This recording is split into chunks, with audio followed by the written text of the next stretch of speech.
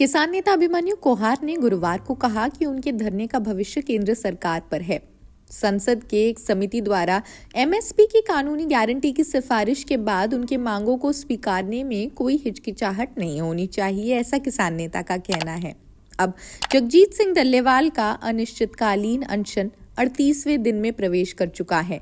कोहार ने कहा कि डल्लेवाल की सेहत दिन ब दिन खराब हो रही है। उन्होंने किसानों की लड़ाई के लिए अपने जान दांव पर लगा दी है। जब पूछा गया कि शंभू और खनौरी बॉर्डर पर उनका विरोध कब तक जारी रहेगा, तो कोहार ने कहा, हमने तो सिर्फ इतना ही कहा है बार बार कि माननीय सुप्रीम कोर्ट सर्वोच्च संस्था है, माननीय सुप्रीम कोर्ट केंद्र सरकार को भी ये दिशा निर्देश दे कि भाई जो संसद की कमेटी की रिपोर्ट है और माननीय सुप्रीम कोर्ट की कमेटी की जो इंटरिम रिपोर्ट है, जिन दोनों रिपोर्टों में एमएसपी गारंटी कानून के को बनाने की बात कही गई है, कृपा करके उनको भी केंद्र सरकार लागू करे। संसद से ऊपर तो हो नहीं गई केंद्र सरकार, तो केंद्र सरकार को भी ऐसे डायरेक्शन दिए जाए। यही बात अब तक बड़ी सत्कार और सम्मान के साथ कही गई है। हाल ही में कोहार ने यह भी बताया कि डल्लेवाल गंभीर हालत में बेहोश हो जाने के बावजूद वीडियो कॉन्फ्रेंसिंग के जरिए सुप्रीम कोर्ट की सुनवाई में जुड़ने के लिए तैयार थे। डल्लेवाल का वजन काफी घट चुका है, उनका ब्लड प्रेशर अस्थिर है और किडनी, लिवर जैसे स्वास्थ्य पैरामीटर्स भी लंब उपवास के कारण प्रभावित हुए हैं। इससे जुड़ी सभी खबरें हमारे चैनल पर आप देख सकते हैं। इस लड़ाई को जीतना है, ये लड़ाई तभी जीती जाएगी अगर पूरा देश एक होकर इस लड़ाई को लड़ेगा। बहुत सारे राज्यों का उलांबा था पंजाब के सर 2021 में कि आप आंदोलन को अधूरा छोड़कर जा रहे हो। वो उलांबा उतारने का प्रयास किया है।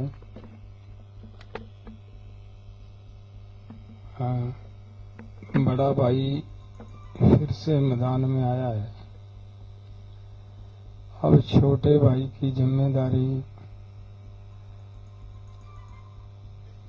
दूसरे राज्यों की जिम्मेदारी बनती है। इस लड़ाई को मजबूती से लड़ें। मैं ये चाहता हूँ कि सरकार किसी भी कीमत पे हमें यहाँ से उठा ना पाए, यही मैं आप सब से उम्मीद करता हूँ। अगर सरकार उठा ना पाई तो जीतेंगे या फिर मरेंगे।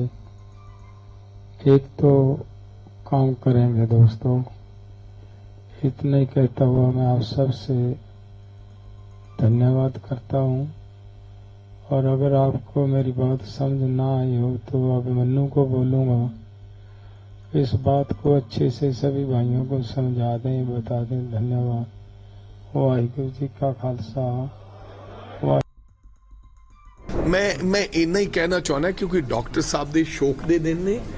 ਅਸੀਂ ਇਸ ਤੋਂ ਬਾਅਦ ਮੈਂ ਕਿਸੇ ਪੋਲੀਟੀਕਲ ਐਕਟੀਵਿਟੀ ਅਸੀਂ 3 ਤਰੀਕ ਨੂੰ ਤੱਕ ਜਿੰਨਾ ਚਿਰ ਉਹ 7 ਦਿਨ ਸ਼ੋਕ ਦੇ ਦਿਨ ਨੇ, ਹੋਰ ਕਿਸੇ ਪ੍ਰਕਾਰ ਦੀ ਅਸੀਂ ਮੇਅਰ ਦੇ ਇਲੈਕਸ਼ਨ ਫੇਰ ਦਾ ਟਾਈਮ ਮੰਗਿਆ ਪੰਜਾਬ। ਹਾਂਜੀ, ਸੁਪਰੀਮ ਕੋਰਟ ਹੀਅਰਿੰਗ ਹੋਈ ਡੱਲੇਵਾਲ ਸਾਹਿਬ ਨੂੰ ਲੈ ਕੇ ਅੱਜ ਫੇਰ 3 ਦਿਨ ਦਾ ਟਾਈਮ ਮੰਗਿਆ ਪੰਜਾਬ ਸਰਕਾਰ ਨੇ। ਤੁਹਾਨੂੰ ਕੀ ਲੱਗਦਾ ਹੈ? ਦੇਖੋ ਟਾਈਮ ਮੰਗੀ ਜਾਂਦੇ ਹੈ, ਇਹਨਾਂ ਨੂੰ ਆਪਦਾ ਸਮੇਂ ਸਿਰ ਰੋਲ ਅਦਾ ਕਰਨਾ ਚਾਹੀਦਾ ਸੀ। ਡੱਲੇਵਾਲ ਸਾਹਿਬ ਦੇ ਹਾਲਾਤ ਹੋਰ ਨਾਜ਼ੁਕ ਹੁੰਦੇ ਜਾ ਰਹੇ ਹਨ और अगर उन्होंने अनहोनी कोई होगी तो फिर पंजाब के हालात होर खराब हो जाएंगे। फिर गल इत्थों तक नहीं रुकेगी। केंद्र सरकार ते मैं समझदा पंजाब दीयां सरकारां नूं संजीदगी विखाउंदे होए इहदे ते काम करना चाहिदा सी। हुण भी लेट हो गए हैं, हुण भी हजे डुल्ले बेरां दा पंजाबी च कहंदे कुछ नहीं विगड़िया। ये हजे भी इहदे ते कोई ना कोई पुख्ता आपदा फैसला लैके केंद्र सरकार डल्लेवाल साहब नूं इस मरण वर्त तो उठा सकती है, क्योंकि वो मन बना लिया उन्होंने।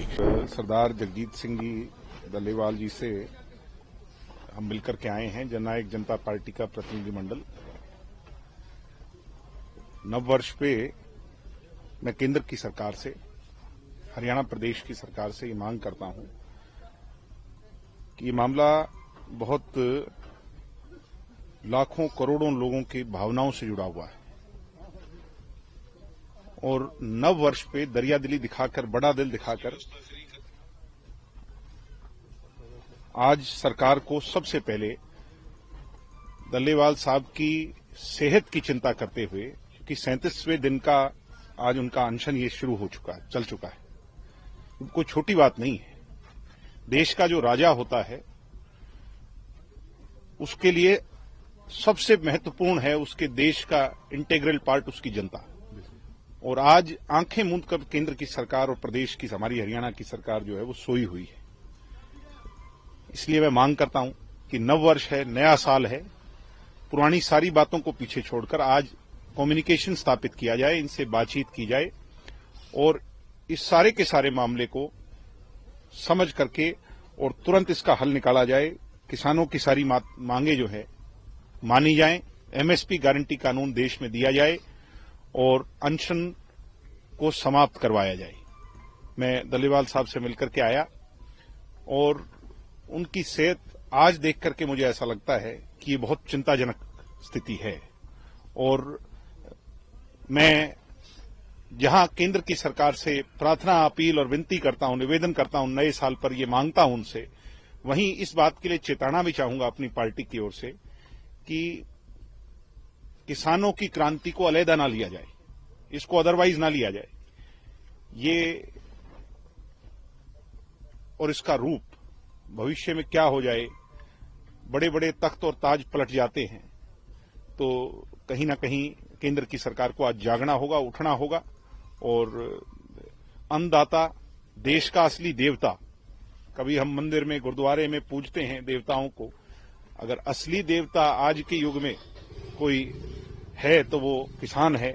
और किसान देवता की जो इस देश का मालिक है, इस देश का हकदार है, उसकी आवाज को मान लेना चाहिए, सुन लेना चाहिए और उसकी एमएसपी को उसका कानून बनाकर उसे दे देना चाहिए। यही हमारी मांग है और मुझे उम्मीद है कि नव वर्ष पर सरकार जो है वो जागेगी और हमारे नेता की, डल्लेवाल साहब की बात को माना जाएगा। जी सर, लोहारू जो विधानसभा है, लड़की ने सुसाइड किया फीस ना भरने के अभाव में। बीजेपी कह रही है कि वो जो कॉलेज है वो कांग्रेस के विधायक के संबंधी के द्वारा चलाया जा रहा है और उनके जो लड़की है उसके ऊपर शारीरिक संबंध बनाने का दबाव डाला गया, तब जाके वो सुसाइड की। देखिए, अभी मामले की तह तक तो ना आप पहुंचे ना हम पहुंचे हैं, मगर मैं इतना जरूर कहूंगा कि एक दूसरे पर आरोप न लगा करके जो जायज कार्रवाई है वो करनी चाहिए। और किस स्थिति में ये क्या घटनाक्रम हुआ, जो कल्प्रिट्स हैं, they should be brought to the justice.